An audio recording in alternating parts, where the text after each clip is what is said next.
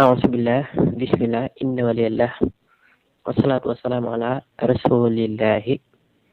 asalaamaaleykum wa rahmatullahi mbokk yi ñu ngi leen di nuyu di leen siyaare di leen jox seen wàccuwaay waaye di bëgg bu baax di kontaan ci topp gi ak bàyyi xel gi comme leen koy baaxoo rek tey ñu fas yéene jox leen siru ba am solo muy jëm ci xaddaal xaaj maanaam faj xaaju muy faj xaaju gu wér waaye gu gaaw waaye gu am solo lool. da ngay képp koo xam ne da nga am aajo benn mbir nga bëgg ci yàlla fajal la ko waaw képp koo xam daal talaba shay'an min allah taala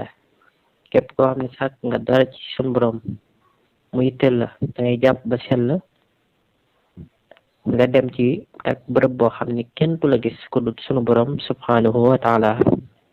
su ko defee nga julli fa ñeenti rakka waaye nag yaa ngi jàng fatihatul kitab wa suratul inshirah wa suratul ikhlas rakka bu njëkk bi yaa ngi jàng fatihatul kitab ak suratul inshirah muy alam nasrah laka sadaraka ba ni mu jeexee benn yoon rek nga koy jàng boo pare nga jàng suratul ikhlas ihda asra marra maanaam fukk ak benn nga koy jàng fukki yoon ak benn ñaareelu rakka bi nga jàng fatihatul kitab ak suratul inshirah benn yoon suratul ikhlas moom nga jàng ko ñaar fukki yoon ak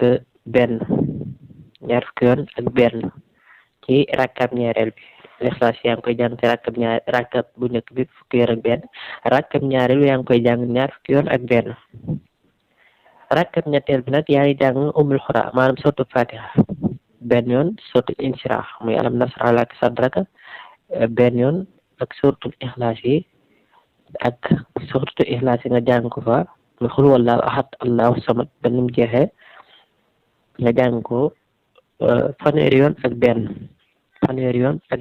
moom nga koy jàng ci rakkab ñetteel bi bu ko defee rakkab ñeenteel bi yaa ngi jàng fatihatul kitab ak suratul inshirah muy alam nasrah laka sadraka ak suratul ikhlas muy xul wallahu ahad allahu samad lam yalid walam yulad walam yakun lahu kufuwan ahad moom it nga jàng ko ñeent fukki yoon ak benn ginnaaw bi nga xamee nag sëlmal nga wax lii juróom fukki yoon li ngay wax da ngay wax astaghfirullah da ngay jël si kurus wird astaghfirullah juróom fukki yoon soo pare nga wax xul huwallahu ahad allahu samad ba nim jeexee ba ila axiriha maanaam nga jàng ko téeméeri yoon soo paree nga jàng subhanallahi maanaam juróom benn fukki yoon soo paree nga wax walhamdulillahi juróom ñaar fukki yoon soo paree nga wax wala ilaha illallahu allahu akbar nga wax ko juróom ñett fukki yoon muy 80 fois soo paree nga wax astaghfirullah juróom ñeent fukki yoon soo paree nga wax la hawla wala quwwata illa billahi al-aliyyil azim doyit nga wax ko téeméer yoon soo paree nag nga julli ci Yonent bi alayhi salaatu wasalaam juróom fukki yoon